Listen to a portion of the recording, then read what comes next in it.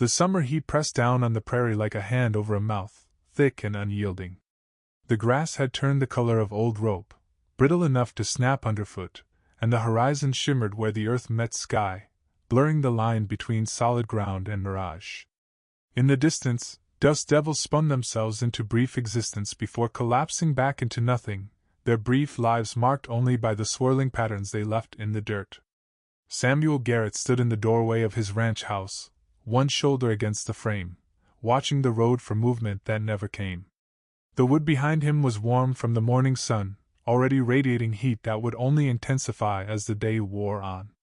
His shirt clung to his back where sweat had begun to gather despite the early hour, the fabric sticking to his skin in a way that reminded him summer had truly arrived.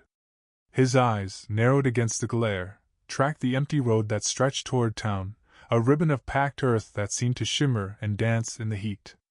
The ranch had been quiet for months now. Too quiet.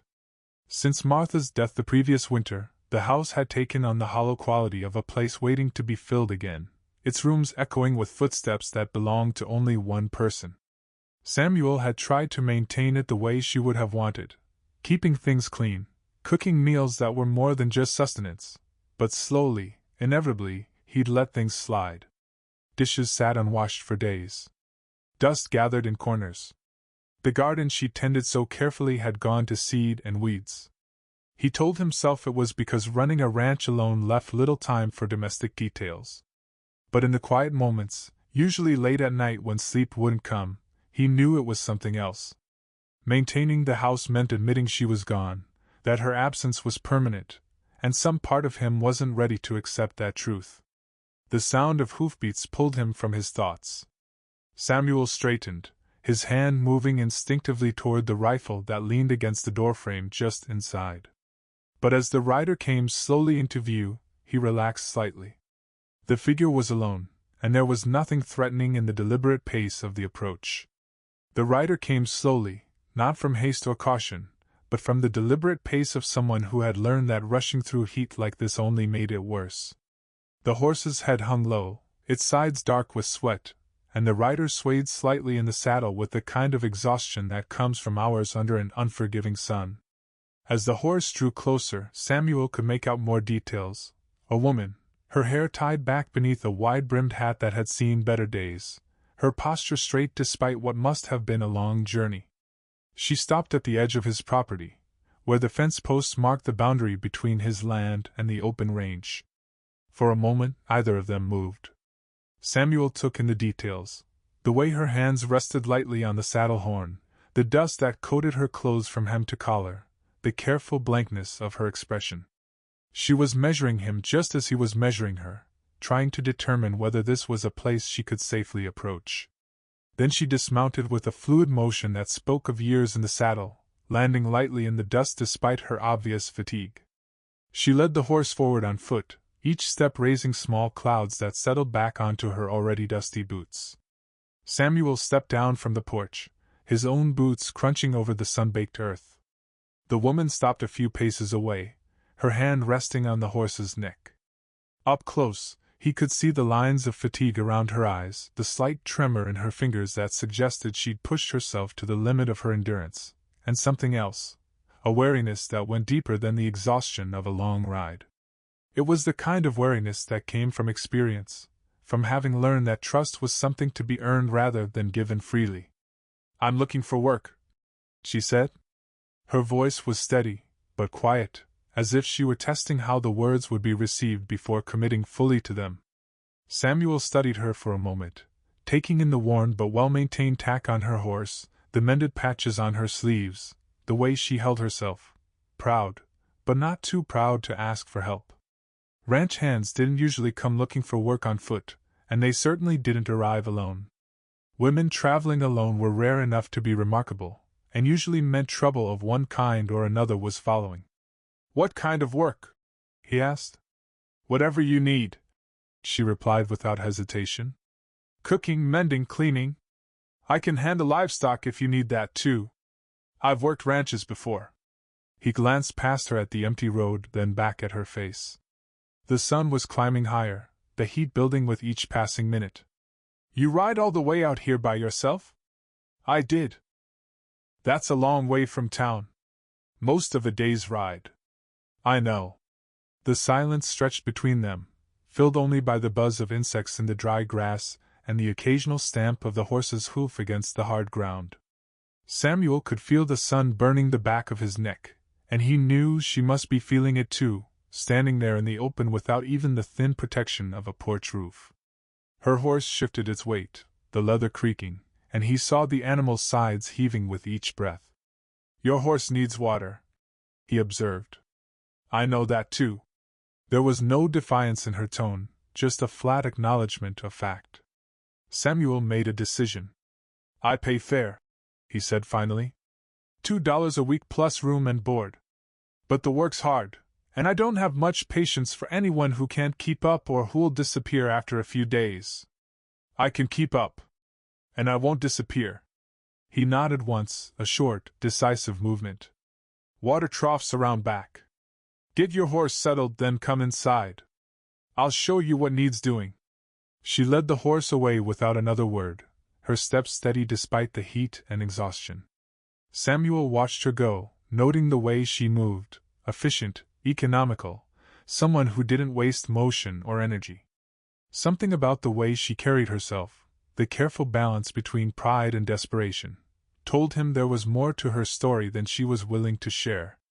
But out here, most people had stories they didn't tell, and he'd learned long ago not to ask questions that weren't his business. Inside, the house was cooler, though not by much. The thick adobe walls held back some of the heat, but the air was still and heavy, carrying the faint musty smell of a place that hadn't been properly aired out in too long. Samuel crossed to the kitchen, where dishes from the morning meal, and if he was honest, from several previous meals, sat unwashed in a basin.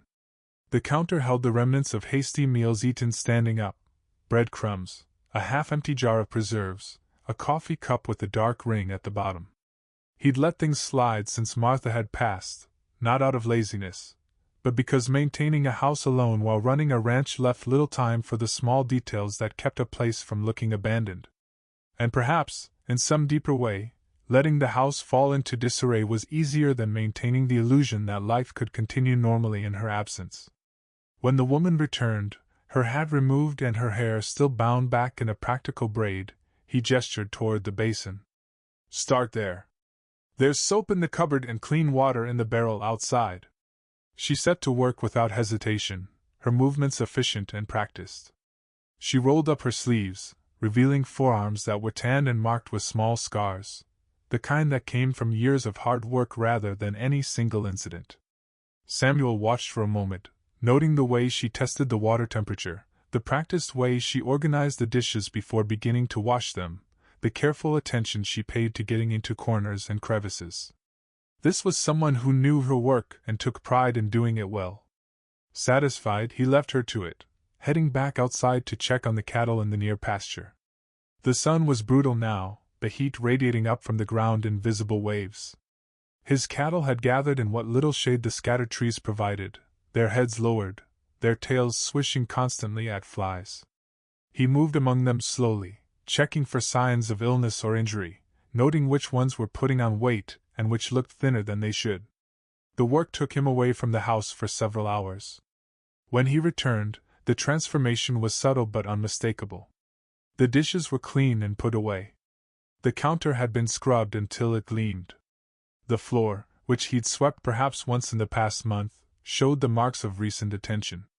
Through the doorway to the main room, he could see that she'd moved on to other tasks. A pile of mending sat on the table, and the windows, which had grown cloudy with dust, now let in clear light.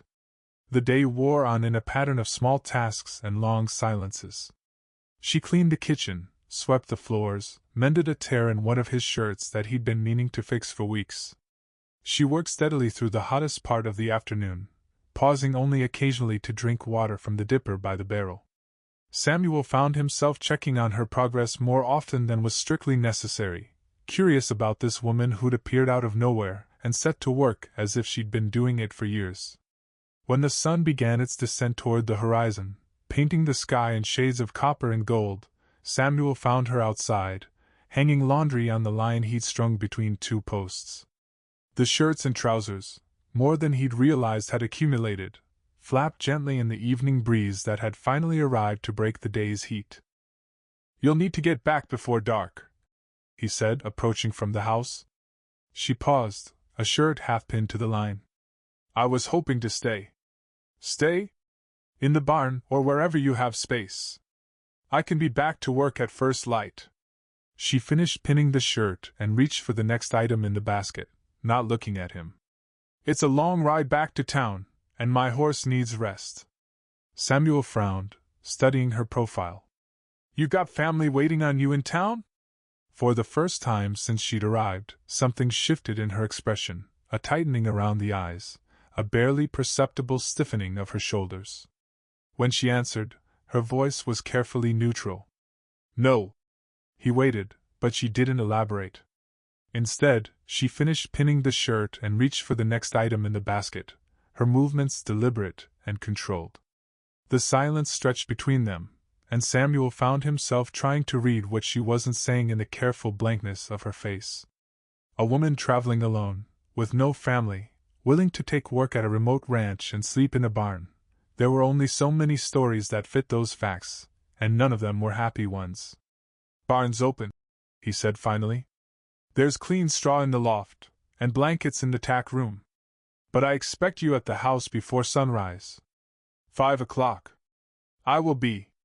"Thank you." The gratitude in her voice was genuine, and Samuel found himself wondering again what circumstances had brought her to his door. But he didn't ask. People came west for all kinds of reasons, and most of those reasons involved leaving something behind that was better left unexamined. That night, after she disappeared into the barn with a blanket and the leftover biscuits he'd offered her, and the ranch had settled into the cricket song quiet of a summer evening, Samuel sat on his porch and wondered. The way she'd looked when he'd mentioned family, like he'd pressed on a bruise she'd been trying to ignore, told him the answer was something she wasn't ready to share. And the fact that she'd rather sleep in a barn than make the ride back to town suggested she was either running from something or had nowhere else to go. He decided not to push. People came west for all kinds of reasons, and most of those reasons involved leaving something behind. If she did her work and didn't cause trouble, the rest was her business. The days that followed fell into a rhythm as regular as the sunrise. She arrived at the house before dawn, when the air was still cool and the sky held the last traces of night, stars fading into the growing light. By the time Samuel came in from the early chores, feeding the horses, checking the cattle, repairing whatever fence line had been damaged overnight, coffee would be brewing and breakfast would be on the table. Real breakfast, not the hasty meals of bread and coffee he'd been surviving on. Eggs, if the hens had been laying. Biscuits fresh from the oven. Sometimes even bacon, carefully rationed from the smokehouse. She worked through the heat of midday without complaint, her pace steady and unhurried.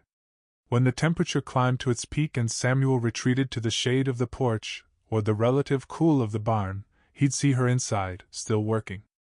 By evening, the house looked more lived in than it had in months. Surfaces gleamed. Floors were clean. The windows sparkled in the setting sun. She didn't talk much, but when she did, her words were measured and deliberate.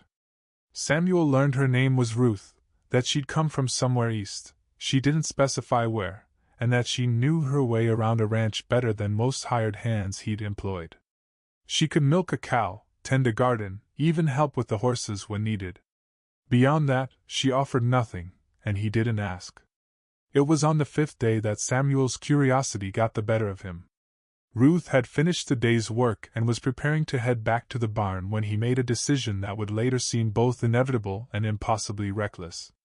"I'm riding into town tomorrow," he said, looking up from the ledger where he'd been recording the week's expenses.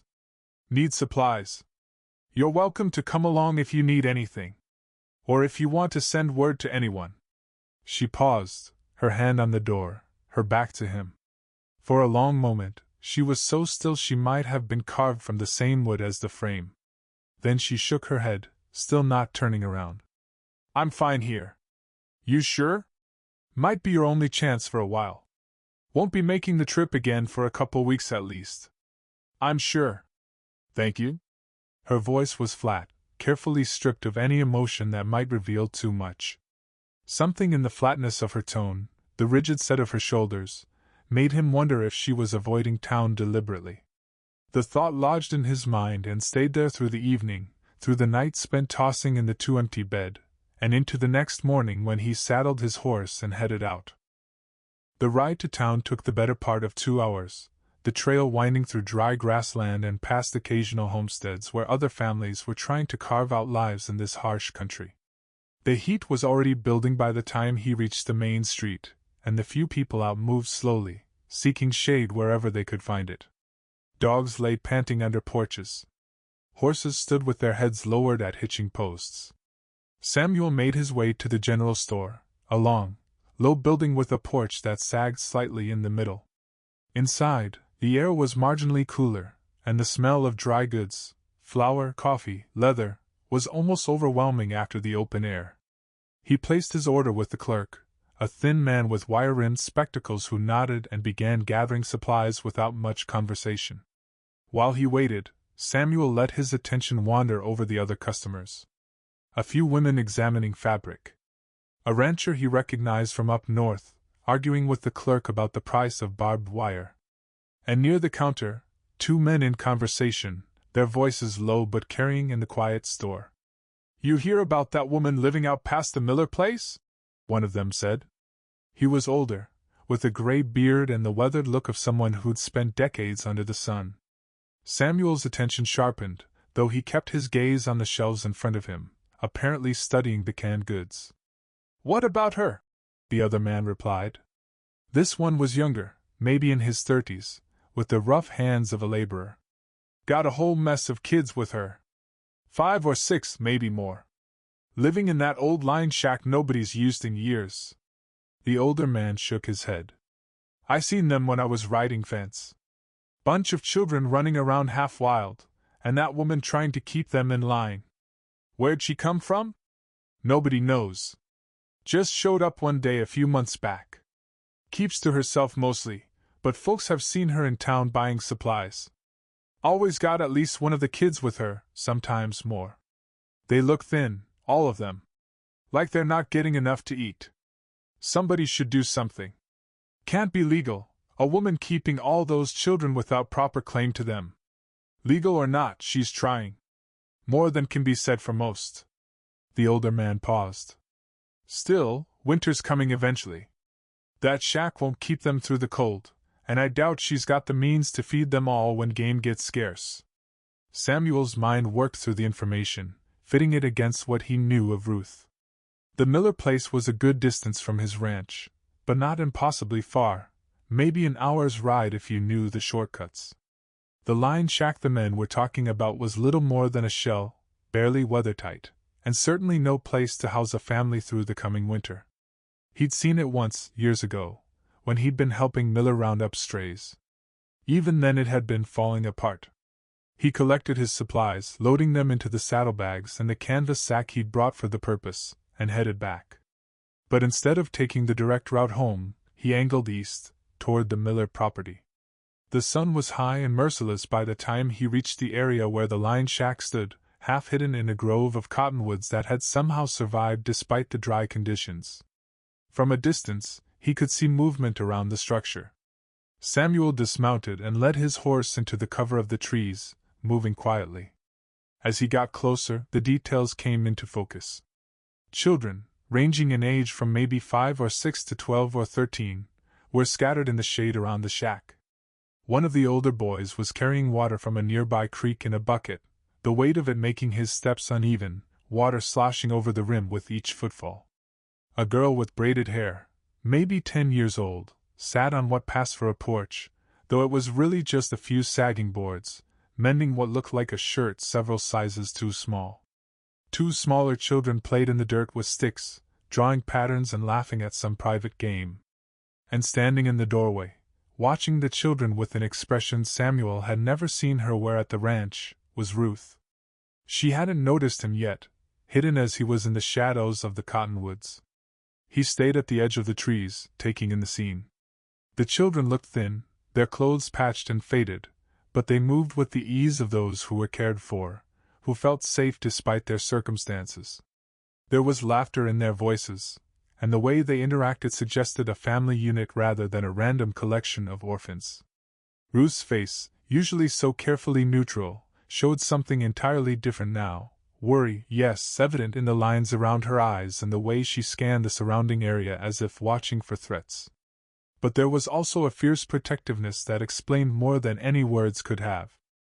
This was a woman who would do whatever it took to keep these children safe, and Samuel understood suddenly why she'd been willing to work for room and board in a barn rather than wages she could spend in town. She needed the money for them.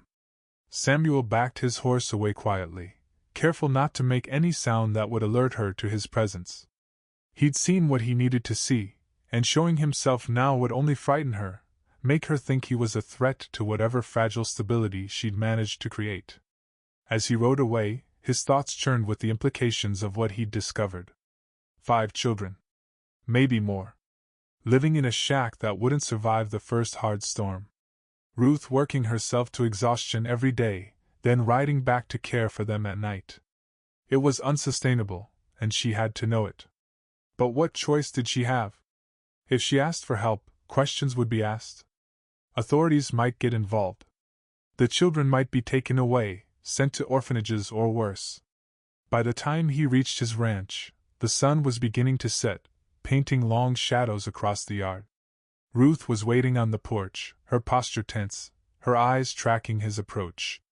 She changed out of her work dress into the riding clothes she'd arrived in, and her horse was saddled and ready near the barn. "I need to leave early tomorrow," she said as he dismounted. "There's something I need to tend to. I'll make up the time." He tied off his horse and turned to face her, weighing his words carefully. The line shack passed the Miller place. Her face went carefully blank, every trace of emotion wiped away in an instant, but he saw the flash of fear in her eyes before she could hide it. "You followed me. I heard talk in town," he said, his tone neutral, non-threatening. "Decided to see if it was true." She didn't move, didn't speak, just stood there as if waiting for the blow to fall. Her hands were clenched at her sides, and Samuel could see the tension in every line of her body. She was preparing to run, he realized. Preparing to gather those children and disappear again, to start over somewhere else, because she thought he was going to turn her in or turn her away. "How many?" Samuel asked quietly. Ruth was silent for so long he thought she might not answer. Then, finally, she let out a breath. 5, she said, her voice barely above a whisper. "They're not mine by blood, but they're mine.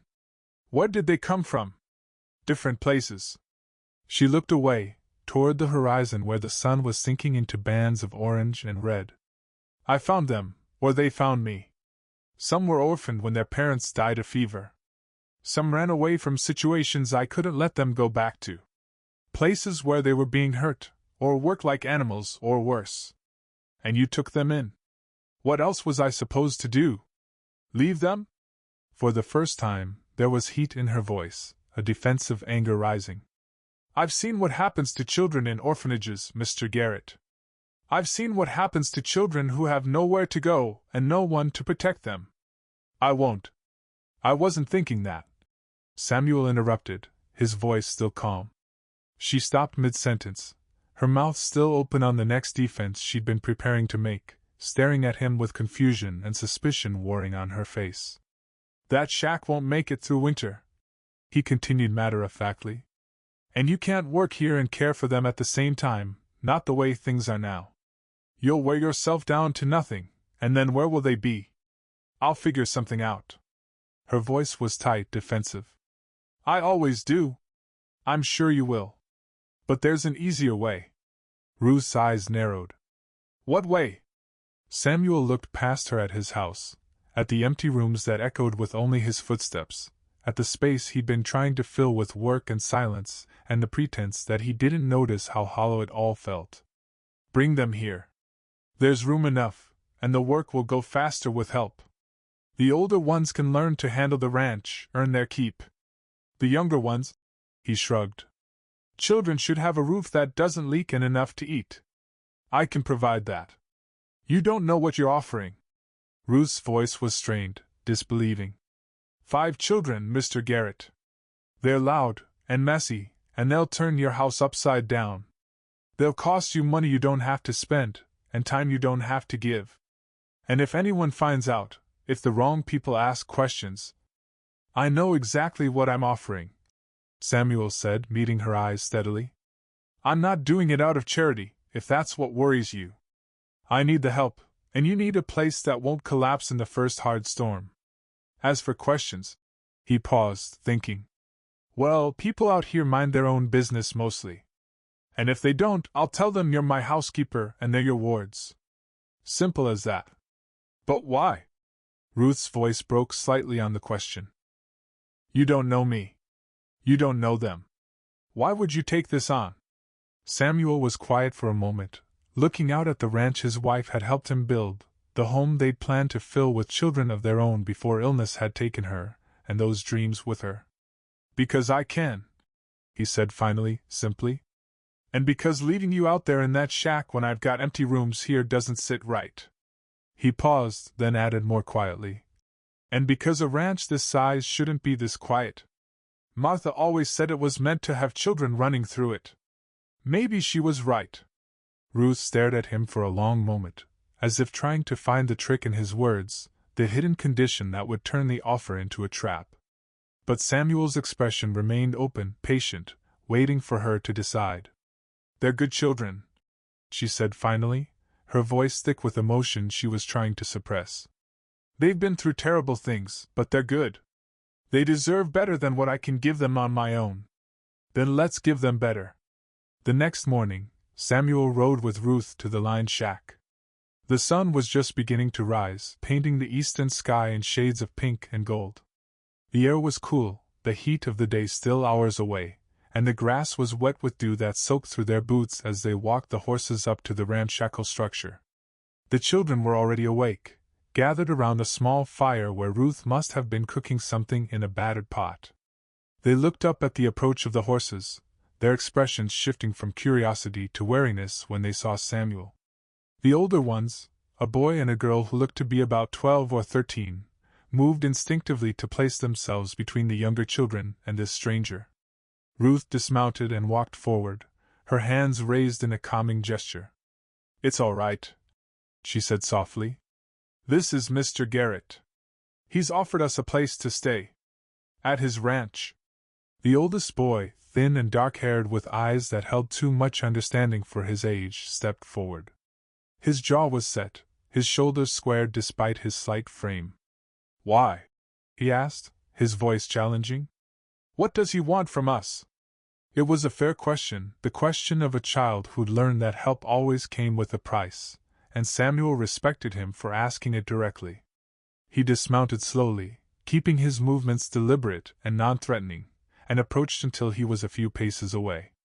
I've got a ranch that needs tending, Samuel said, addressing the boy directly, treating him like an adult rather than a child. More work than one person can handle alone.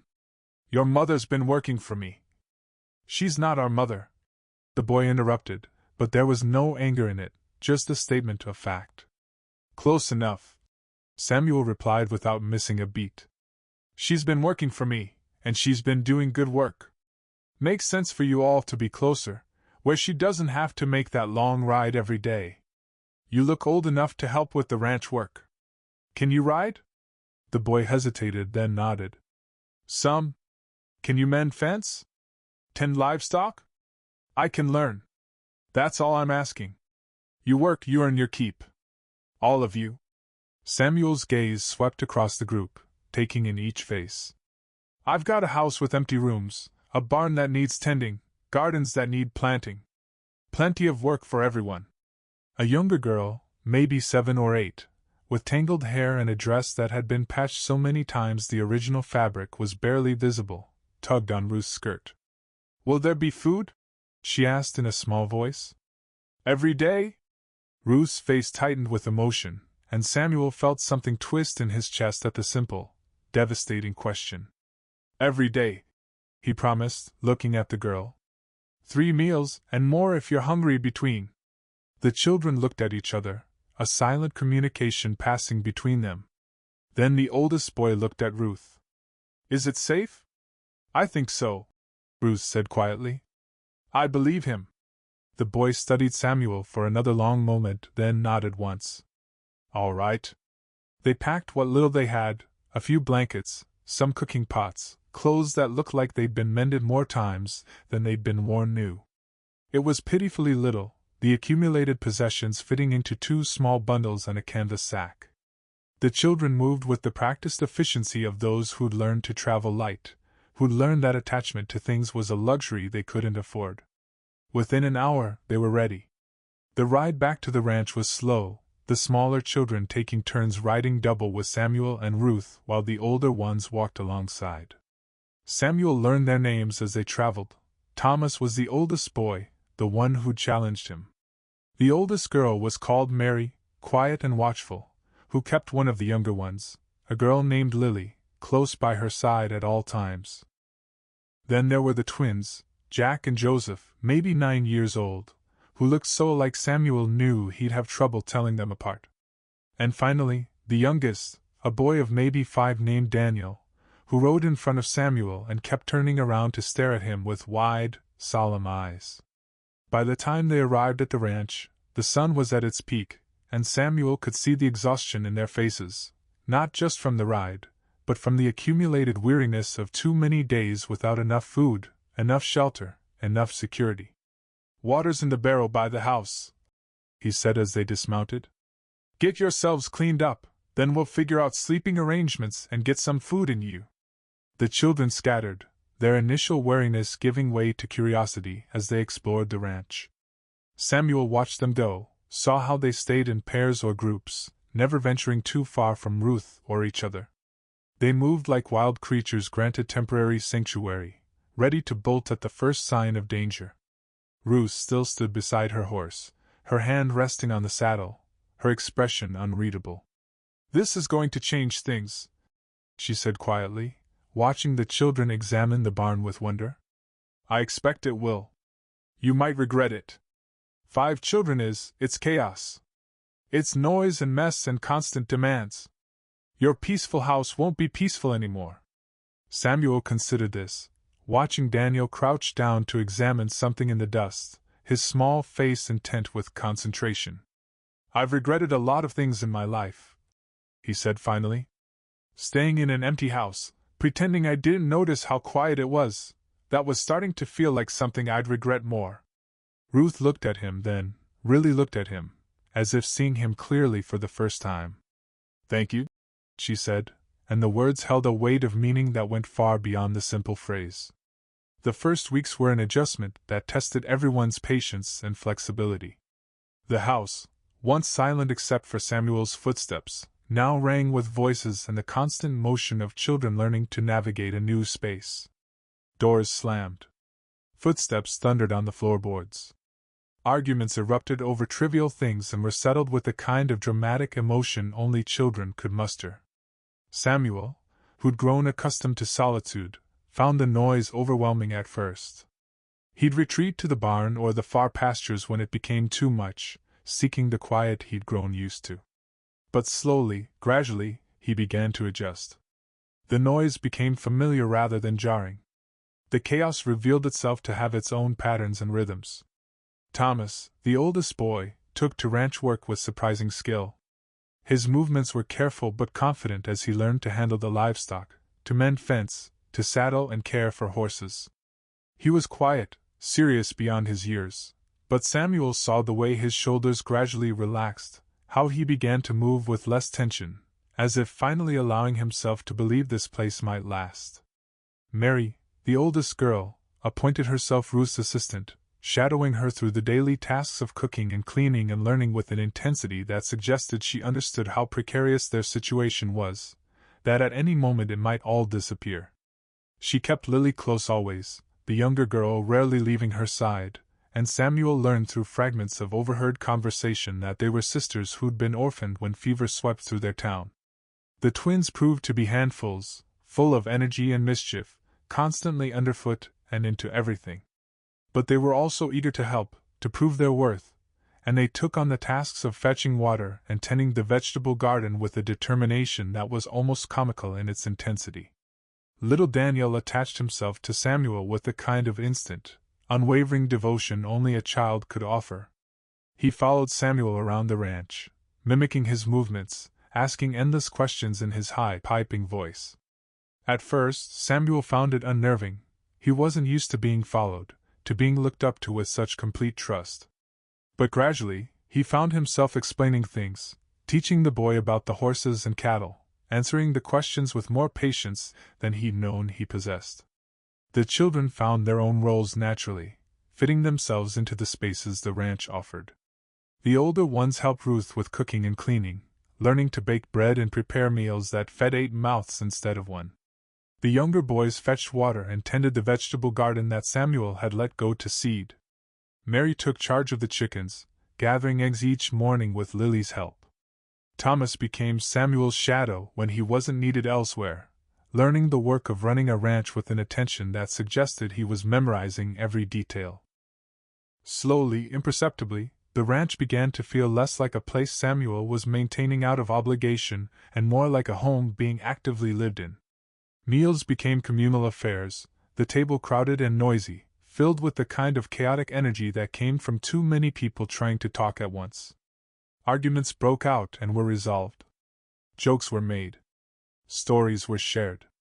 Evenings were spent on the porch, the children sprawled on the steps while Samuel and Ruth sat in chairs he'd pulled from inside, watching the sun paint the sky in shades of orange and red. Sometimes they talked, sharing the small details of the day.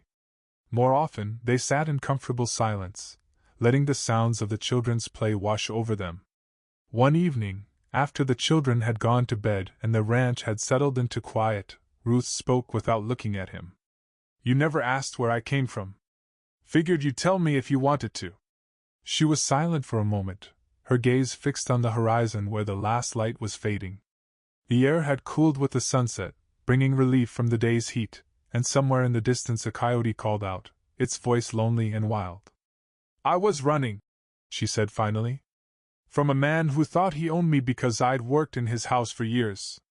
When I left, I took his daughter with me. She was being treated worse than the livestock, locked in her room for days at a time, barely fed. That was Mary. She was the first one." Samuel absorbed this, the pieces of her story falling into place like a puzzle he'd been trying to solve without knowing what the final picture should look like. "He looking for you?" "He was. For a long time, he was." Ruth's voice was steady, but there was an underlying tension in it. "He had men searching, posted notices in towns. We kept moving, never staying anywhere long enough to be found. That's how I found the others. Thomas was living in an alley, stealing food to survive after his father drank himself to death and his mother abandoned him. The twins were working in a factory, 12 hours a day, until I saw the foreman beating them for some small mistake. Daniel's parents died in a fire. Lily," she paused, her voice catching slightly. "Lily was being sold. By her own uncle. I couldn't let that happen." The casual horror of it settled over Samuel like a cold weight. He'd known the world was harsh, but hearing it laid out so plainly, the casual cruelty that children faced when they had no one to protect them, made something tighten in his chest. "So you took them," he said. "I took them. And we kept moving, kept hiding. But it's been 2 years now. I hope, he's given up. That we're far enough away, that enough time has passed." She turned to look at him then, her eyes searching his face in the dimming light. "But if he hasn't, if he finds us..." "He won't. You can't know that." "No," Samuel agreed. "But if he does come looking, he'll find something he didn't expect. He'll find someone standing between him and what he thinks he owns. And that someone won't move."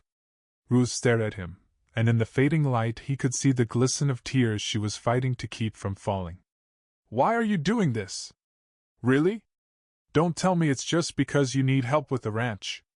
Samuel thought about his answer, about the years he'd spent alone in this house after Martha's death, about the way the ranch had felt more like a tomb than a home, about how the sound of children's laughter had filled spaces he hadn't realized were empty until they'd been filled. He thought about Martha's dreams of a house full of children, dreams that had died with her, and how in some strange way this felt like honoring those dreams rather than betraying them. "Because it's right," he said finally. "And because I'm tired of living in a place that feels like it's waiting to be abandoned. Because when I see those children, how they look at you, how they're starting to look at this place like maybe it could be home, I remember why I wanted to build this ranch in the first place. It wasn't just to own land or raise cattle. It was to build something that mattered." He paused, then added more quietly, "And maybe because I know what it's like to lose everything and have to figure out how to keep going. After Martha died, I thought the only way forward was to just keep working, keep moving, don't stop long enough to feel it. But that's not living. That's just surviving.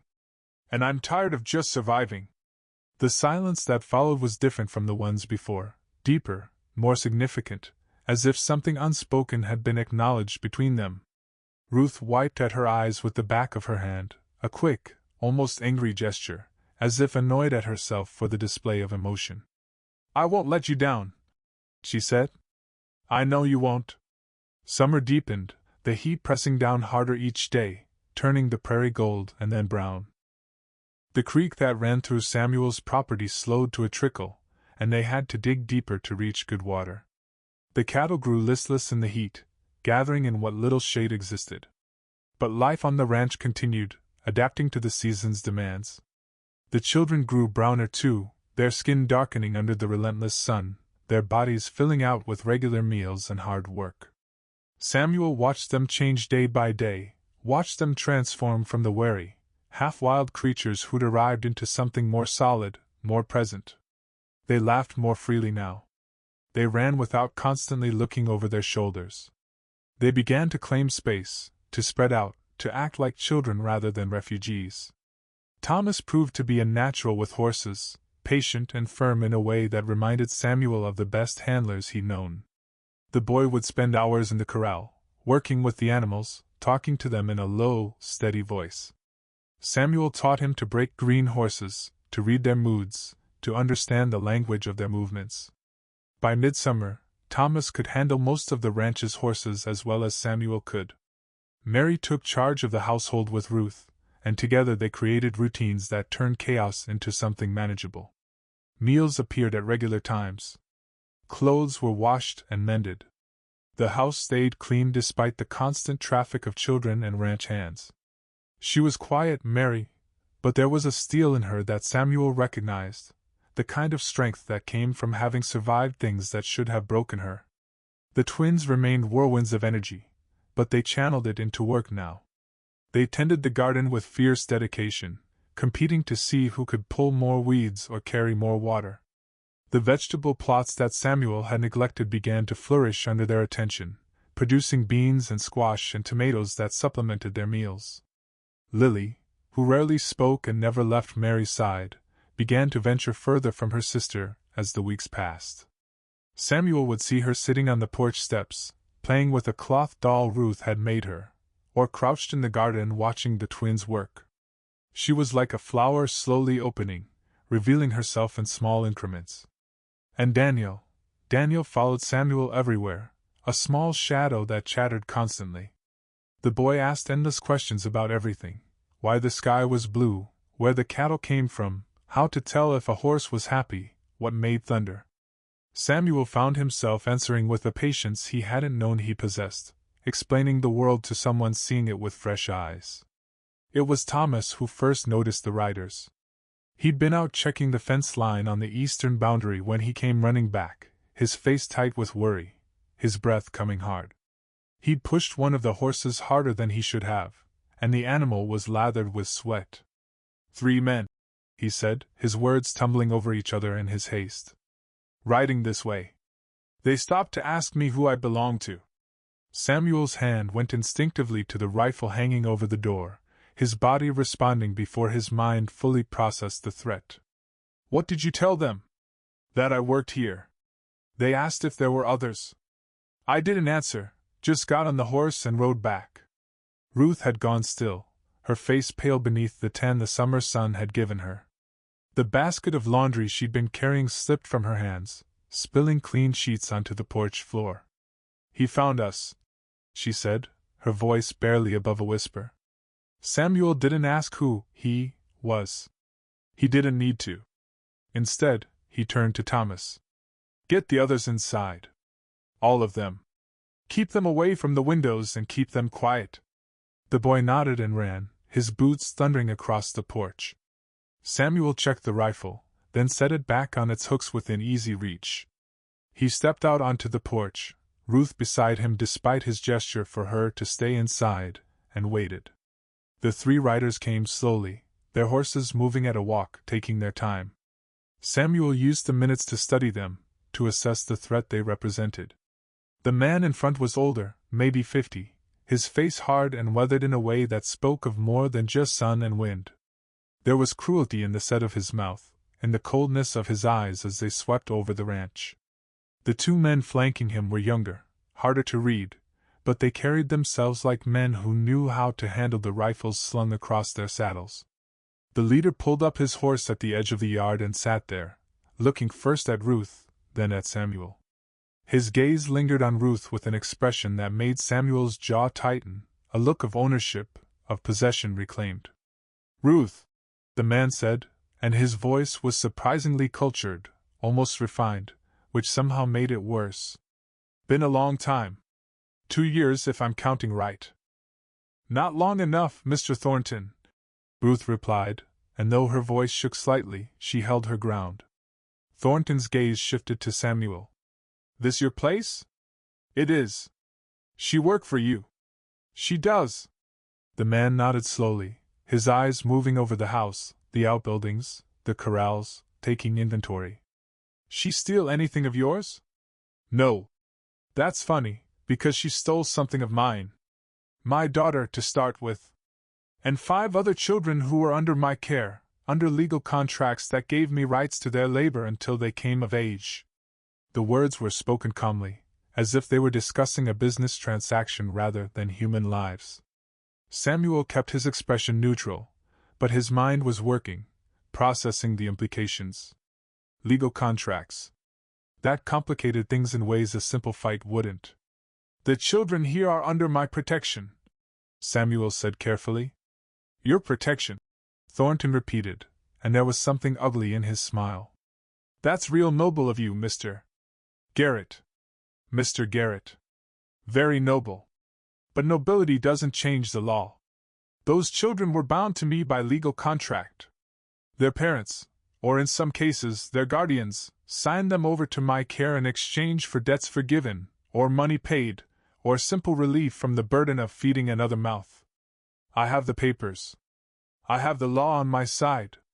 Papers don't mean much out here," Samuel said, though he knew it wasn't entirely true.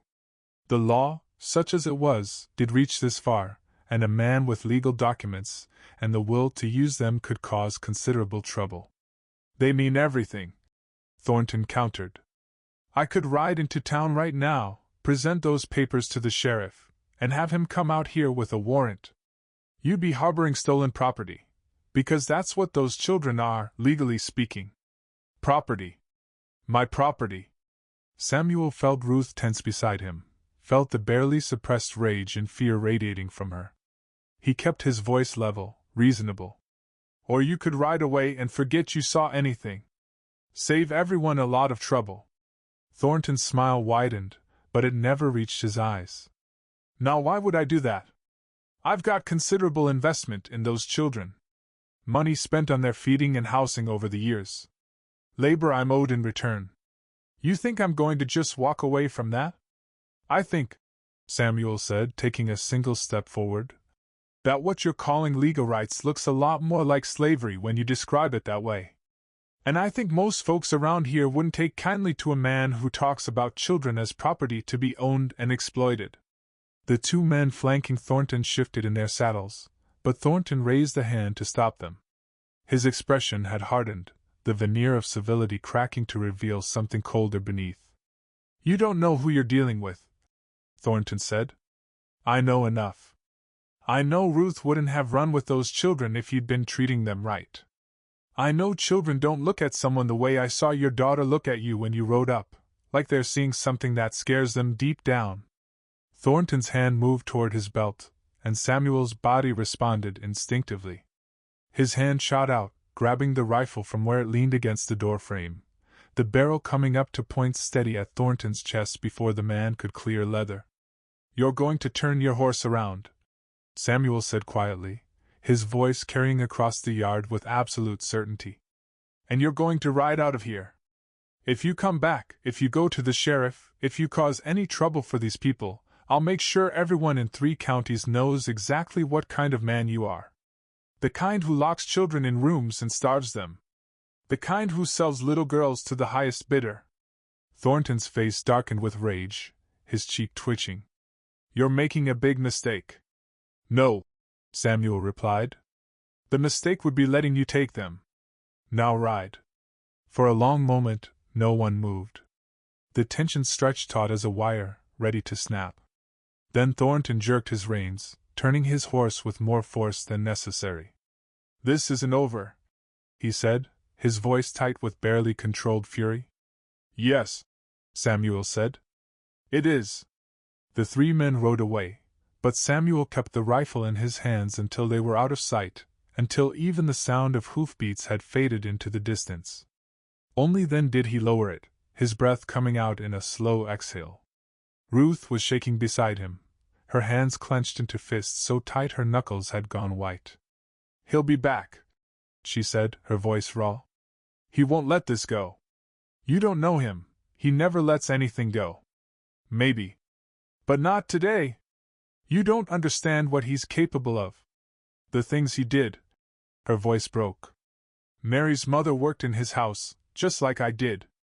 When she got sick and couldn't work anymore, he threw her out. Mary was 10 years old. He kept her because she could work, could be useful. When I left with her, I thought he'd let it go, that one child wouldn't matter to him. But he hunted us. For months he hunted us."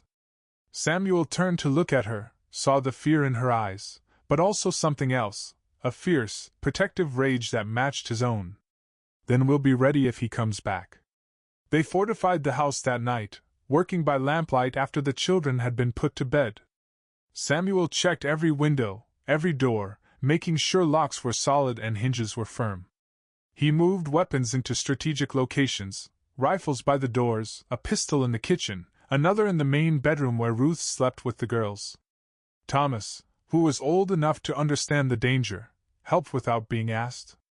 Together they checked the barn, the outbuildings, anywhere someone might hide or approach unseen. Samuel taught the boy how to watch for signs of intrusion, how to read the land for disturbances that didn't belong. "Why didn't you let him take us?" Thomas asked as they worked. The question was quiet, almost tentative, as if he wasn't sure he wanted to hear the answer. Samuel paused in his work, considering how to respond. "Would you have wanted me to?" "No. But it would have been easier for you. Safer. Easier isn't always right. He has the law on his side." "He said so?" "The law," Samuel said carefully, "isn't always just. Sometimes it's just words on paper written by men who've never had to live with the consequences. And sometimes you have to stand against it, even when it's hard." Thomas absorbed this in silence, then nodded once. "If he comes back." "If he comes back, you get the children somewhere safe and let me handle it." "But—" "No buts. You're brave, Thomas, and you're strong. But you're also 13 years old, and you've got your whole life ahead of you. I won't have you throwing it away trying to fight a battle that's mine to fight." The boy's jaw tightened, but he nodded reluctantly. But Thornton didn't return that night, or the next. Days passed, then a week, and slowly the tension began to ease. The children returned to their routines, though Samuel noticed they stayed closer to the house now, rarely venturing out of sight. Even the twins, usually so boisterous, were more subdued. Samuel found himself watching the road constantly, his rifle always within reach. He took to sleeping lightly, waking at every unusual sound, his hand moving instinctively toward the pistol he now kept beside his bed. Ruth was the same. He'd see her at odd hours, standing by the window, her gaze fixed on the darkness beyond the glass. One evening, 2 weeks after Thornton's visit, Samuel was checking on the horses when he heard hoofbeats approaching. His hand went to his pistol, but he relaxed slightly when he recognized the rider, Miller, his neighbor from the next ranch over, a good man who'd helped Samuel when Martha died. "Evening, Sam," Miller called as he dismounted. "Evening, Bill. What brings you out this way?" Miller's expression was serious. "Heard some talk in town I thought you should know about. Man named Thornton's been asking questions. Talking to the sheriff, showing papers, making noise about stolen property." Samuel's jaw tightened. "What kind of questions?" "About a woman and some children. About your ranch. About whether you're the kind of man who'd harbor fugitives." Miller paused, then added, "Sheriff's listening to him, Sam. Thornton's got legal documents, contracts signed and notarized. He's building a case. Those children aren't property to be owned. I know that. You know that. But the law." Miller shook his head. "Law's complicated out here. A man with the right papers can make a lot of trouble, even when he's in the wrong." Samuel was quiet for a moment, thinking. "What do you think the sheriff will do?" "Hard to say. He's a decent man, but he's also bound by the law. If Thornton pushes hard enough, he might not have a choice but to act." Miller met Samuel's eyes. "I came to warn you. And to tell you that if it comes to a fight, legal or otherwise, you've got friends who'll stand with you." The words settled something in Samuel's chest. "I appreciate that, Bill. More than you know." After Miller left, Samuel sat on the porch long into the night, thinking. The moon rose full and bright, painting the prairie in shades of silver and shadow.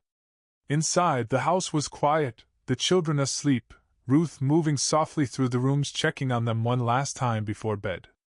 She joined him on the porch eventually, wrapping a shawl around her shoulders against the night's chill. "Miller brought news." "He did. Bad news. Complicated news." Samuel looked at her. "Thornton's talking to the sheriff. Building a legal case. It's possible, likely even, that the law will side with him." Ruth's hands tightened on the shawl. "Then we run again." "No." She turned to stare at him. "Samuel." It was the first time she'd used his given name, and something in the sound of it from her lips made him look away, made him aware suddenly of how much had changed between them over these months. "Running won't solve this," he said. "He'll just follow again. And next time, you might not find someone willing to take you in. Next time, you might not be so lucky. Then what do we do?" Samuel was quiet for a long moment, his mind working through possibilities, through strategies, through every angle he could think of. "We fight him. But not with guns. With his own weapons, legal ones." "I don't understand. Those contracts he has, they're legal because the parents or guardians signed them. But what if we could prove they were signed under duress? Or that he violated the terms? Or—" an idea was forming, crystallizing. "What if the children had a legal guardian who could contest his claim? They don't have anyone. They could. If someone adopted them. Or at least took legal guardianship." Ruth stared at him, understanding dawning. "You. Me. Or—" he hesitated. "Us." The word hung in the air between them, heavy with implications neither of them had spoken aloud until now. "Samuel, that's marriage. You're talking about marriage. I'm talking about protecting those children any way we can. If we were married, if we claimed legal guardianship together, Thornton's contracts wouldn't mean anything. A parent's rights supersede any work contract. The children would be legally ours, and he couldn't touch them. You can't marry me just to protect children from a legal loophole." "Why not?" Samuel's voice was matter-of-fact, practical. "People have married for worse reasons. For land, for money, for alliances between families. Why not for this?" "Because it's not real." Samuel turned to look at her fully, his expression serious in the moonlight. "Isn't it? These past months, haven't they been real? You working beside me, those children becoming part of this place, this feeling like maybe I'm finally doing something that matters. That's all real, Ruth. More real than anything's been since Martha died. She was quiet, and he could see the conflict on her face, the war between hope and fear. I'm not asking for anything you're not willing to give, he said quietly. If you want separate rooms, we keep separate rooms.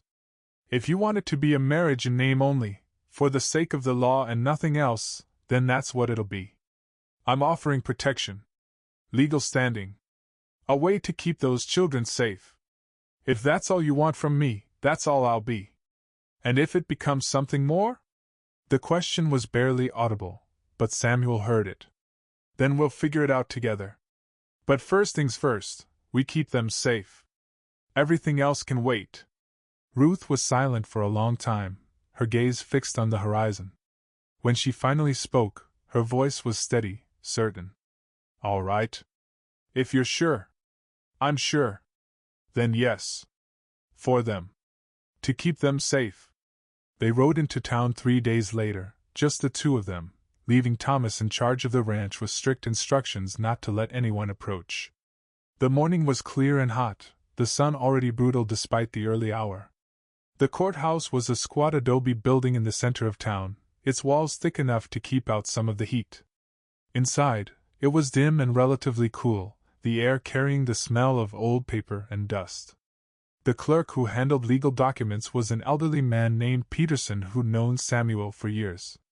Getting married? He said, his bushy eyebrows rising. That's wonderful, Sam. Martha would be glad you're moving forward. Samuel nodded, signing the papers Peterson pushed across the desk. Beside him, Ruth signed as well, her hands steady despite the weight of what they were doing. You'll need witnesses, Peterson said. We brought them. Samuel had asked Miller and his wife to meet them there, and they stood now at the back of the room, ready to sign when needed. The ceremony, if it could be called that, was brief and businesslike. Peterson read the required words. Samuel and Ruth repeated their vows, simple statements of intent, promises to honor the legal bond they were creating. When it was done, Peterson stamped the papers with an air of finality. Congratulations, he said, shaking Samuel's hand and then Ruth's. You're legally married now. As they left the courthouse, marriage certificate in hand, Samuel caught sight of a familiar figure across the street, Thornton, standing in the shade of a building, watching them. Their eyes met for a moment, and Samuel saw the rage in the other man's face, the realization of what had just happened and what it meant for his legal case. Samuel tipped his hat in acknowledgement, a gesture that was both greeting and dismissal, then took Ruth's arm and led her to where their horses waited. He knows, Ruth said quietly. Good. Let him know. Let him understand that those children are legally ours now, and there's nothing he can do about it. But Samuel was wrong about that. Thornton could still do plenty, and he proved it a week later. The sheriff arrived at the ranch on a Thursday morning, accompanied by a deputy Samuel didn't recognize. The lawman looked uncomfortable, his hand resting on his gun belt in a way that suggested he'd rather be anywhere else. Morning, Sam, Sheriff Dawson said as he dismounted. I need to talk to you about those children you're housing. They're not being housed, Sheriff. They're my children. Legal guardians. He pulled the folded marriage certificate from his pocket. As of last week. Dawson examined the paper, his expression troubled. That complicates things. Thornton's filed a complaint. Says you coerced his former housekeeper into marriage to circumvent his legal contracts. Says the children were bound to him legally before you took guardianship, and that supersedes your claim. Those contracts were signed under duress by desperate people who didn't understand what they were agreeing to. Maybe so. But I've got to follow the law, Sam. Thornton's demanding I investigate. He wants the children returned to him pending a court hearing to determine their legal status. No. The word came from Ruth, who'd appeared in the doorway. Her voice was quiet but absolute. Those children aren't going anywhere. Ma'am, I understand. No, Sheriff, I don't think you do. Ruth stepped onto the porch, her posture straight, her eyes blazing. Do you know what that man did to those children? Mary was locked in a room for 3 days because she broke a plate. Thomas was beaten so badly he couldn't walk for a week. Lily was going to be sold, sheriff, like cattle or furniture, to a man 3 times her age. Daniel watched his parents die, and instead of being helped, he was put to work in Thornton's stables at 5 years old. Her voice had risen, each word landing like a physical blow. So no, Sheriff. You're not taking them. If you try, you'll have to go through me. And him. She gestured to Samuel. And every person in this county who knows the difference between law and justice. Dawson looked between them, his discomfort evident. Finally, he sighed. I'll tell Thornton we need more time to investigate. That'll buy you a few weeks, maybe a month. But Sam. His eyes were serious. This is going to court. You know that. And when it does, you'd better have more than righteous anger to stand on. You'll need evidence, testimony, legal grounds that a judge can't ignore. After the sheriff left, Samuel and Ruth stood on the porch, watching the dust settle back onto the road. We need help, Samuel said finally. Real legal help. Someone who knows how to fight this kind of battle. Do you know anyone? Maybe. There's a lawyer in Santa Fe, came out here from back east, supposed to be brilliant with this kind of thing. I'll send him a telegram, see if he'll take the case. The lawyer, when he arrived 2 weeks later, was not what Samuel expected. He was young, barely 30, with ink-stained fingers and spectacles that kept sliding down his nose. But his eyes were sharp, and when he examined the papers Thornton had filed, his expression grew grim. These contracts are ironclad in terms of their language, Wade said, spreading the documents across Samuel's kitchen table. But their legality depends entirely on whether the signatories understood what they were agreeing to, and whether they had real choice in signing. They didn't, Bruce said firmly. Thomas's father was threatened with debtor's prison if he didn't sign. Mary's mother was dying and had no way to care for her daughter. The twins' parents were told it was either sign or watch their children starve. Wade made notes, his pen scratching across paper. Can you prove any of that? I can testify to what they told me. That's hearsay, unfortunately. We need documented proof, or witnesses who were present when the contracts were signed. He looked up at Samuel. What about Thornton's household? Any former employees who might testify about conditions there?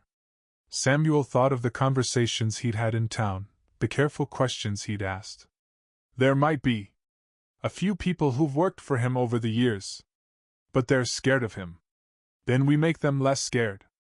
We convince them that testifying is safer than staying silent. Wade tapped his pen against the paper. And we need to establish that you're fit guardians, that the children are better off with you than they would be returned to Thornton or placed in an orphanage. Over the next weeks, Wade worked tirelessly, traveling between the ranch and town, interviewing anyone who'd ever had dealings with Thornton. Slowly, painfully, a picture emerged of systematic abuse and exploitation. A former cook testified that children were fed scraps and locked in the cellar for punishment. A stable hand described beatings that left children unable to work for days. A woman who'd worked in Thornton's house for years before escaping described the contracts as traps, signed by desperate people who had no understanding of what they were agreeing to. But Thornton had his own evidence, the contracts themselves, notarized and legal, and character witnesses who painted him as a benefactor who'd taken in unwanted children and given them food and shelter in exchange for honest work. The court hearing, when it finally came, was held in the same courthouse where Samuel and Ruth had been married. The room was packed, news had spread, and it seemed half the county had turned out to watch. Thornton sat at the plaintiff's table with his own lawyer, a slick man from back east who spoke in polished phrases about law and order and the sanctity of contracts. Samuel and Ruth sat with Wade, the 5 children behind them, scrubbed clean and dressed in their best clothes, their faces solemn as they watched the proceedings. Wade presented his case methodically, calling witness after witness to describe the conditions in Thornton's household. Ruth testified about what she'd seen, her voice steady as she described the locked rooms, the scarce food, the beatings. The former employees testified, their voices shaking but determined. Then it was Thornton's turn. His lawyer called character witnesses who spoke of Thornton's generosity, his willingness to take in children no one else wanted. He presented the contracts as legal agreements, properly executed and binding. He painted Ruth as a thief who'd stolen valuable property, and Samuel as a dupe who'd been manipulated into harboring fugitives. The judge, a stern man named Harrison who'd presided over the county court for 20 years, listened to everything with an impassive expression. When both sides had finished, he called for a recess to consider his ruling. The wait was agonizing. Samuel and Ruth stood outside the courthouse with the children, none of them speaking, all of them lost in their own thoughts. Thomas stood with his shoulders squared, trying to look brave. Mary held Lily close, the younger girl's face buried in her sister's shoulder.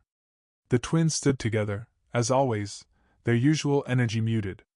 Daniel pressed himself against Samuel's leg, his small hand gripping Samuel's trouser leg with desperate strength. When they were called back inside, the courtroom was silent enough to hear the creak of floorboards as people settled into their seats. Judge Harrison looked out at the assembled crowd, then down at the papers before him. "This court has considered all evidence presented," he began, his voice carrying clearly through the room.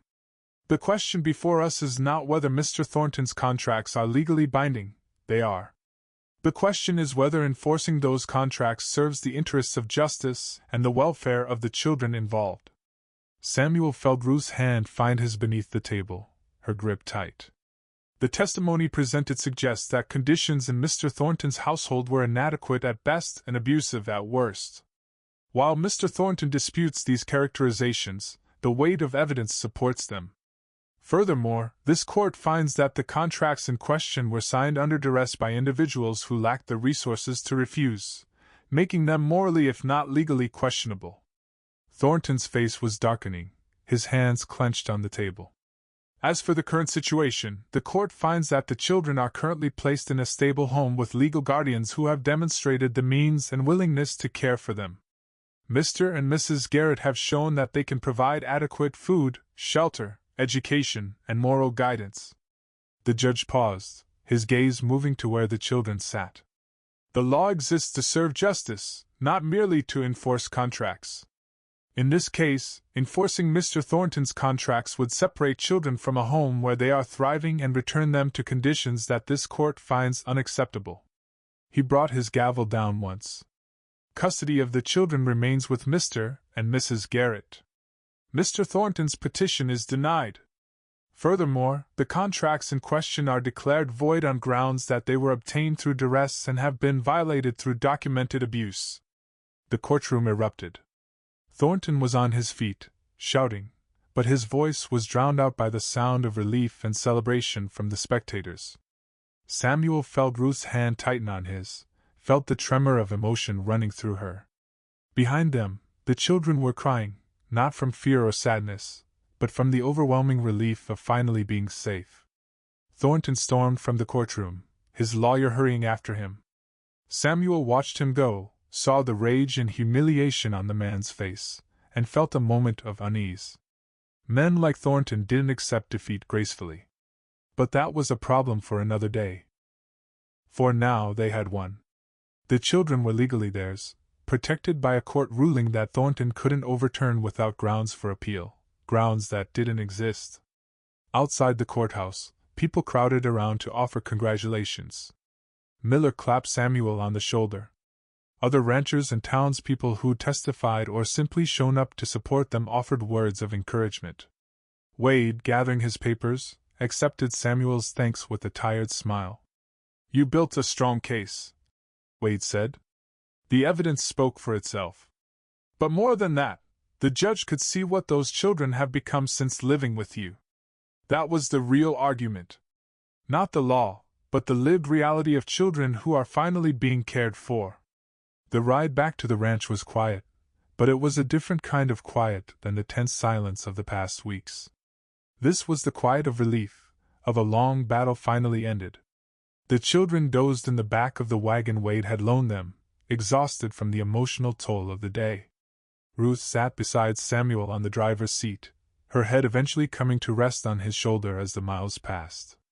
When they reached the ranch, the sun was setting, painting the sky in familiar shades of gold and red. The house stood solid and welcoming, smoke rising from the chimney where Samuel had banked the fire before they left. It looked like home, not just a building or a piece of property, but a real home where people belong. The children scattered once they arrived, their energy returning as the reality of their victory sank in. The twins ran whooping through the yard. Daniel chased after them, his high voice joining theirs. Mary and Lily stood on the porch, holding hands, their faces tilted toward the sunset. Thomas approached Samuel as he was unhitching the wagon. "It's really over?" the boy asked. "We can stay?" "You can stay," Samuel confirmed. "This is your home now. Legal and binding. No one can take that away." Thomas nodded, and Samuel saw the boy's throat work as he swallowed hard, fighting emotion. "Thank you," he said quietly. "For everything. You earned your place here," Samuel replied. "You all did. This isn't charity, Thomas. This is family." That night, after the children had finally settled into sleep, after the excitement and relief had given way to exhaustion, Samuel and Ruth sat on the porch as had become their habit. The stars were brilliant overhead, and the night air carried the first hint of the coming autumn, a coolness that would eventually break summer's hold. "I keep waiting to wake up," Ruth said quietly. "To find out this was all a dream, that we're still running, still hiding. It's not a dream. I know. But it feels too good to be true. A home, safety, the children legally protected." She paused. "A husband." The word hung between them, carrying weight they'd been avoiding since the marriage. It had been practical, legal, a means to an end. But months had passed since that day in the courthouse, and something had shifted between them in ways neither had acknowledged. "About that," Samuel said carefully. "The marriage. Now that the legal battle's over, if you want to, if you'd rather." "Rather what?" Ruth turned to look at him, her expression unreadable in the darkness. "I don't know. I told you it could be whatever you wanted it to be. A legal arrangement, nothing more. If that's still what you want." "Is that what you want?" Samuel was quiet for a long moment, considering his words. "I want you to be happy. You and the children. If that means keeping things as they are, with separate rooms and a marriage in name only, I can do that. But if you're asking what I'd choose..." He paused, then pushed forward. "I'd choose more. If you were willing." Ruth's hand found his in the darkness, her fingers threading through his. "I think," she said slowly, "that somewhere along the way, this stopped being just about saving the children. That what we built here became real, not just for them, but for us." "You're sure?" "I'm sure." She squeezed his hand. "You gave us a home, Samuel. Gave me a home. Not just a roof and walls, but a place where I don't have to be afraid anymore, where I can stop running. That's worth more than you know." They sat in comfortable silence after that, hands joined, watching the stars wheel slowly overhead. Inside the house, the children slept soundly, truly safe for the first time in years. And on the porch, two people who'd found each other through necessity began to discover that what they'd built together had become something neither of them wanted to lose. Autumn came, bringing relief from summer's heat. The grass turned from brown to gold, and the air took on a crispness that made work easier. The children adapted to the changing season, learning to prepare for winter, storing food and making repairs before the cold arrived. Samuel taught Thomas and the twins how to hunt, taking them into the hills to track deer. Mary and Ruth worked together to preserve vegetables from the garden, filling jars with pickles and tomatoes and beans.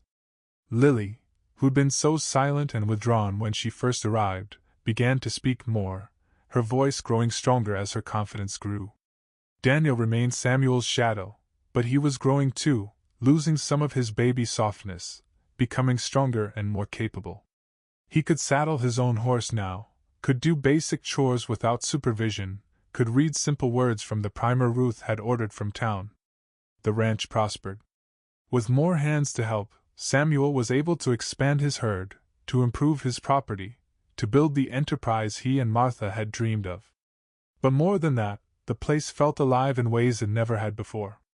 The house rang with voices and laughter. Meals were communal celebrations. Evenings were filled with stories and games and the comfortable chaos of family life. Word had spread about the court case, about the ranch that had become a haven for children with nowhere else to go. That winter, 2 more children arrived, siblings whose parents had died of fever, leaving them with no family.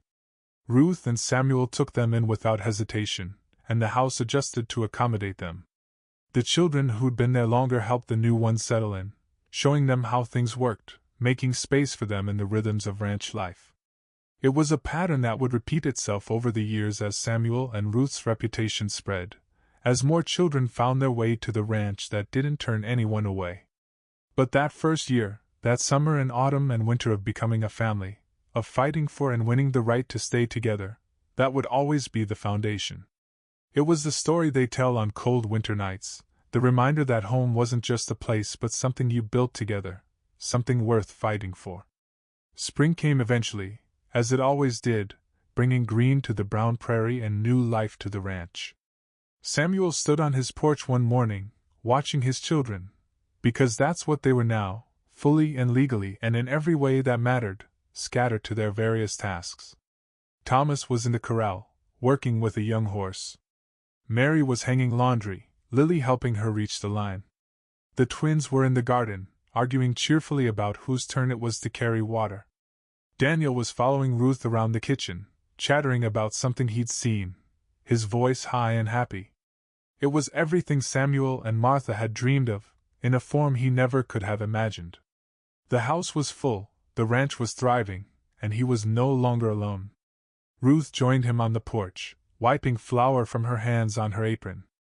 She followed his gaze, watching the children, then looked up at him with a smile that still had the power to catch him off guard. "Good morning," she said. "Good morning," he replied and pulled her close, her head resting naturally against his shoulder. They stood that way for a while, watching their family, watching their home come alive with the new day. And Samuel thought about the woman who'd ridden up to his ranch that hot summer day, desperate and afraid and carrying secrets. He thought about the choice he'd made to help her, to take in her children, to stand against a man who thought he owned them. It had seemed like a simple decision at the time, just doing what was right. But it had changed everything. Had taken a half-empty ranch and a half-alive man and turned them both into something whole. "Thank you," Ruth said quietly. "For what?" "For seeing us. For not looking away when it would have been easier. For giving us a home." Samuel pressed a kiss to the top of her head. "You gave me one too," he said. "I just didn't know I needed it until you arrived." The sun climbed higher, burning off the morning chill, and another day began on the ranch that had become a refuge for the lost. Inside and outside, the sounds of life continued, children's voices, animals moving in their pens, the creak of the windmill turning in the breeze. All the small noises of a place where people belonged, where they were safe, where they were home. And on the porch, 2 people who'd built that home together watched it all with the quiet satisfaction of knowing they'd created something that would last, something that mattered. Not just for themselves, but for all the children who'd found their way here, and all the others who would come after. The story that had begun with a woman riding alone out of desperation had become something larger, a testament to what people could build together when they chose to stand against injustice, to protect the vulnerable, to create home in a harsh world. It was a story that would be told for generations, growing with each retelling, but always coming back to that first summer when everything changed. When a stranger became family, and a house became home.